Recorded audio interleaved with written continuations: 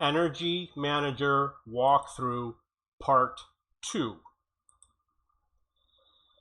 These are production. You're going to be buying a lot of windmills because they're cheap. And fossil fuel plants, because of a bug in the game, you're going to have difficulty buying a lot of them. I was able to buy a lot of them, but I didn't want these windmills. I wanted the fossil fuel plants. And even after waiting a week, the bug didn't go away, so I am unable to buy the cheap ones. I had to wait until I got the expensive ones, which are down here. The nuclear plants, you need a license. It's going to cost you a bit of money. Solar is not available yet, and the drilling, I don't have enough money for it yet. And there's people who are saying that they're running drilling operations, and it's difficult to find whatever they're looking for. Guess it's looking for oil. So don't expect to make money if you get drilling. So over here we have grids. These are the grids that I own. You see that some of them say pending auction. And I tried going to the auctions and I couldn't figure out how the system worked. It says you do not own any grids. I thought I did. I guess I don't. Like, what does sold mean? What's the difference between... Oh, okay.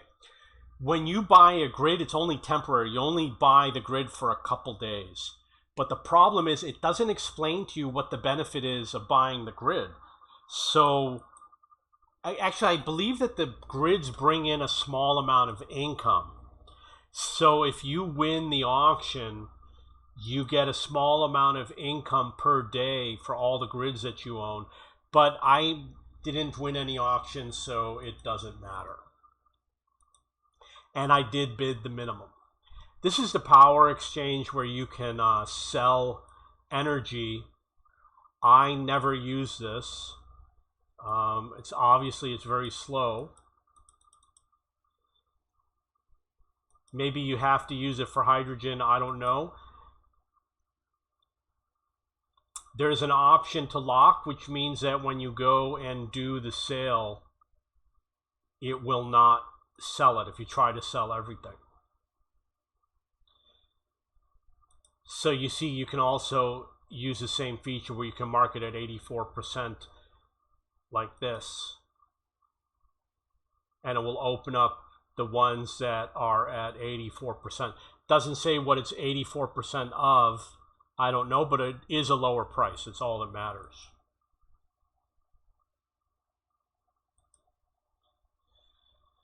And then the hydrogen, I don't have it yet. You cannot, it says over here, hydrogen silo. You cannot buy it unless you have the hydrogen enabled using your points. So what you do with the hydrogen is you connect it to like a storage unit or a power plant or something like that. I guess you connect it to a power plant or a silo. I'm not sure. So I'm in a alliance, and there's a membership fee which is set by the alliance. They have things like minimum number of plants, etc. And I read in the help or somewhere that your alliance can research technology, for example, better windmills or cheaper windmills or more powerful windmills, but I haven't found any reference to that actually in the game. There is obviously a chat where you can chat with your alliance. Mine is a non-English alliance, and I did not understand what they were writing. This is obviously where you can pick a new alliance, and there is a chat pop-up. So over here you have the fuel window. You're going to want to check this every hour. If you've got cash, I don't have cash. Usually if it's under $2.50, usually I buy. And I don't have any uranium, so it doesn't matter. And the CO2, I usually try to get it under $30. When it's at 14 or $5, the cheapest I think I've seen it is $5, you want to buy as much as you can. I did have one or two games where I lost my subsidy. It doesn't have to go to the black line. It just has to go a little bit more. Watch the 26. If it goes up to 100, you're probably over. And it's like a third of the way up or a quarter of the way up. Coal is a large capacity, oil not so much. If you buy a large oil power plant, you're going to run out of oil really fast, and you're going to be buying it constantly. However, it's going to be more profitable when you have the bigger plants because the megawatts per dollar for purchasing it are much better, and the megawatts per dollar for production is a lot better. Over here you have the help, which has the checklist of achievements that you're trying to complete to earn points. You've got the online help, which is just kind of basic. You can go to Facebook. There's an energy manager page that I actually set up, and you can go to my video game forum at cheapbooks.cc. Look under video games under business management sim.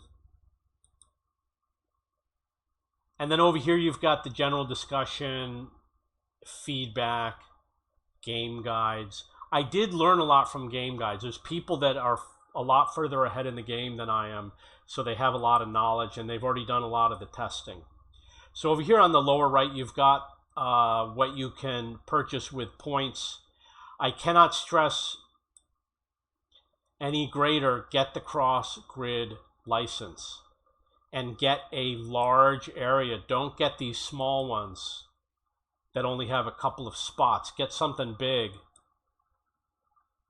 that has a lot, and make sure that your subsidy value, you go over here and then you type sell, and then in very small writing it says eligible for 44% subsidy. Make sure you get a subsidy value that's really high, like at least 40%.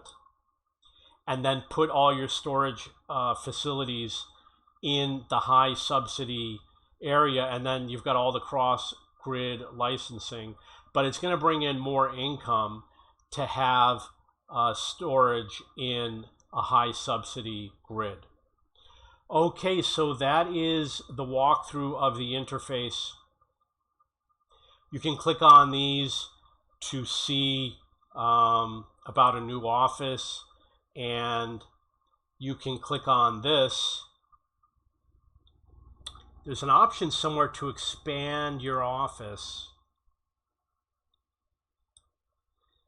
but I don't see where the option is. Should have been right there. Okay, that's it. If you have any questions or comments, please post below.